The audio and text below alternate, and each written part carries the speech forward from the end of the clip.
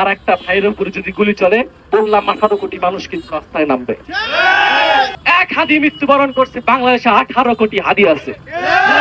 প্রিয় সহযোদ্ধা ভাই বন্ধু, আপনারা জানেন আমাদের ইনকিলাব মঞ্চের মুখপাত্র আমার প্রিয় ভাই, আপনাদের সবার প্রিয় ওসমান হাদিকে ভারতীয় সন্ত্রাসীরা গুলি করে হত্যা করেছে।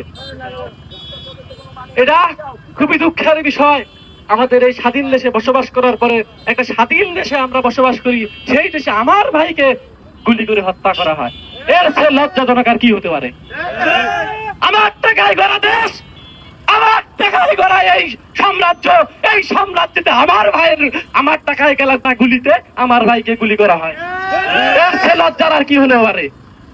আমরা স্বাধীন দেশ হয়ে এত কোটি মানুষ জীবন দিল, এই জীবন দেওয়ার কি বিনিময়? আজ ভারত বলে এই স্বাধীনতা তাদের, এত মানুষ যেন মৃত্যুবরণ করলো এই মুক্তিযুদ্ধে, এটা কি এমনি এমনি? আজকে আমাদের মূল কথা হলো, আজকে যদি এক হাদি মৃত্যুবরণ করছে, বাংলাদেশে 18 কোটি হাদি আছে। এই বাংলাদেশের 18 কোটি মানুষের যদি একটা ছিটে ফোঁটা বেঁচে থাকে, সেই ছিটে ফোঁটা ভারতের বিরুদ্ধে লড়াই করবে। আমি বলতে চাই, ইসরায়েল ভুলে ফিলিস্তিনের বন্ধু হতে পারে, ঠিক তেমনই ভারত কখনো বাংলাদেশের বন্ধু হতে পারে না। ভারতের দালালি যারা করবে তারা প্রকৃত দেশদ্রোহী। তাদেরকে বাংলার জমিন থেকে বিতাড়িত করতে হবে, তাদেরকে দেশদ্রোহী ঘোষিত করতে হবে।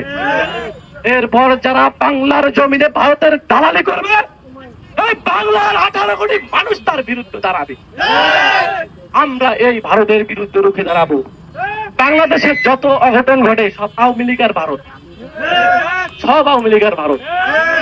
তারা এই ভারতের দালালি করে, তারা আওয়ামী লীগের চামচা, তারা ভারতের দালালি বাংলাদেশে কেউ করে না।